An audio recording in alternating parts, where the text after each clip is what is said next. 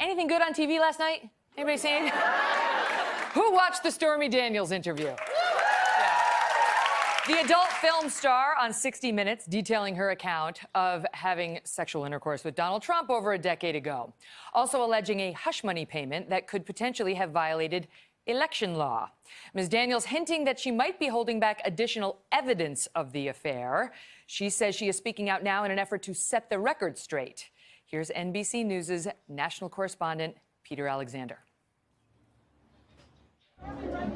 This morning, Stormy speaks. I have no reason to lie. Weeks after filing a lawsuit stating she had an intimate relationship with Donald Trump more than 10 years ago, adult film actress Stormy Daniels says she was threatened in 2011 with her infant daughter present not to go public with her story. A guy walked up on me and said to me, "Leave Trump alone, forget the story." And then he leaned around and looked at my daughter and said, "A beautiful little girl, it'd be a shame if something happened to her mom." And then he was gone. You took it as a direct threat? Absolutely. I was rattled. The threat, she says, coming after she agreed to tell a gossip magazine about the alleged affair for $15,000, an article that didn't run at the time. In a highly anticipated interview with 60 Minutes, the adult film star, whose real name is Stephanie Clifford, said she had sex with Mr. Trump once in 2006 after meeting him at a celebrity golf tournament. He's like, "Wow, you are special. You remind me of my daughter." You know, he's like, "You're smart, beautiful, and a woman to be reckoned with. I like you. I like you." At the time, Daniels was 27, Trump 60. His wife, Melania, had given birth to son Barron a few months earlier, though Daniels said he brushed the marriage aside. He was sitting, on the edge of the bed when I walked out, perched. Were you physically attracted to him? No. Not at all? No. Did you want to have sex with him? No. But I didn't say no. I'm not a victim. I'm not. It was entirely consensual? Oh, yes. Yes. Fast forward to 2016, 11 days before the election, a deal to stay silent. The president's personal lawyer, Michael Cohen, paying Daniels $130,000 of his own money as part of a non-disclosure agreement. Daniels explaining why she signed it. The story was coming out again. I was concerned for my family and their safety. As for evidence of an affair like pictures, text messages, or emails, Daniels wouldn't say. Their lawyer in a tweet recently suggested video may exist. My attorney has recommended that I don't discuss those things. The White House has denied Daniels' allegations, and one of Mr. Trump's lawyers points to a statement Daniels signed in January saying there was no affair. Daniels says that statement was a lie. I felt intimidated and honestly bullied, and I didn't know what to do, and so I signed it. The president late Sunday returning home from Mar-a-Lago, ignoring reporters' questions. The White House says First Lady Melania Trump will stay in Florida for spring break, as Daniels directs a message to the president. He knows I'm telling the truth. The president notably has never written a single tweet about Daniels dismissing her or her story, but this morning he did complain broadly on Twitter, writing, "So much fake news, never been more voluminous or more inaccurate, but through it all, our country is doing great," he writes. Overnight, in this letter obtained by NBC News, the president's personal lawyer demanded through his own attorney that Daniels immediately retract and apologize to him for defamatory statements on 60 Minutes, it writes, and make clear that she has no facts or evidence suggesting Cohen had anything to do with any threat she claimed receiving in 2011. To be clear, Megyn, Daniels never said she believed Cohen was involved in that encounter. Back to you. Peter, thank you. Joining me now to talk about it, NBC News' chief White House correspondent, Hallie Jackson, and Amy Holmes, the co-host of PBS's In Principle, which premieres April 13th. Great to have you both here.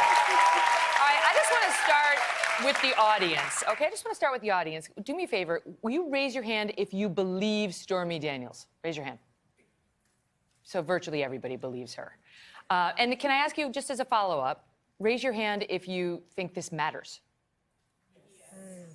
Okay, so fewer, but still a large number. So why does it matter if it does, Hallie, as the chief White House? I think there's a couple of reasons why, and I think the thing that we keep saying in our coverage of this and thinking about in our coverage of this is it's not the sex, it's the money. It's this payment that she received just 10 days before the election that could have violated campaign finance laws. We don't know that, But that is one of the biggest questions that is still not resolved. The other piece of this is what you heard her talk about last night with this threat. When she was with her baby girl, with her daughter in 2011, she says somebody came up. We have that. Let's listen to it explicitly. I was in a parking lot going to a fitness class with my infant daughter. I was taking, the seats facing backwards in the back seat, diaper bag, getting all the stuff out. And a guy walked up on me and said to me, "Leave Trump alone, forget the story." And then he leaned around and looked at my daughter and said, "It's a beautiful little girl. It'd be a shame if something happened to her mom." And then he was gone. So her lawyer admitted this morning that they don't have any evidence connecting that to Donald Trump or to Michael Cohen. But he says, who else could it be? Common sense dictates that that's who sent this person to Stormy Daniels. Now, Michael Cohen's lawyer sent us that letter that Peter was holding up overnight, in which he said the incident may have never happened. Not only was Michael Cohen not involved in that in any way, but it may not have even occurred. We think you may have made it up, and we demand a retraction. So this is turning into a very ugly and very serious legal battle with somebody who has been in Donald Trump's orbit for a very long time. Well, and let's be honest, Michael Cohen has a long history of threatening people on behalf of Donald Trump. And if you don't believe me, you can go to my Twitter feed, at which I tweeted out last night the explicit threat that he made to Tim Mack, then a reporter for the Daily Beast, now NPR, threatening him over a story he wrote about Donald Trump's divorce. I mean, within an inch of his life, with F-bombs in writing. Check it out for yourself, not to mention yours truly was on the receiving end of Michael Cohen and some of his tweets. That doesn't mean it happened here. It certainly doesn't mean he was the man or behind the man at the car with Stormy Daniels if that happened. But it's something you should know in evaluating these two people's credibility.